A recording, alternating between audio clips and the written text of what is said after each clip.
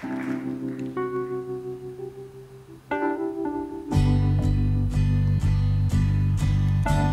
adesso che farò? Non so che dire.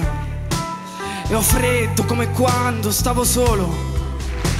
Ho sempre scritto i versi con la penna, non ordini precisi di lavoro.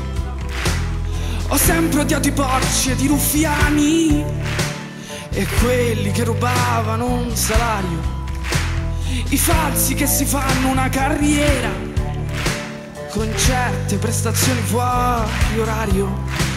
Io canterò le mie canzoni per la strada e affronterò la vita a muso duro, un guerriero senza patria e senza spada, con un piede nel passato e lo sguardo dritto aperto nel futuro.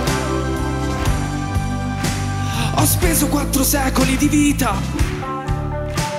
e ho fatto 1000 viaggi nei deserti, perché volevo dire ciò che penso, volevo andare avanti ad occhi aperti.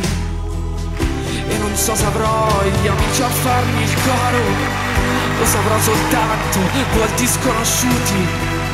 Canterò le mie canzoni a tutti loro e alla fine della strada potrò dire che i miei giorni li ho vissuti.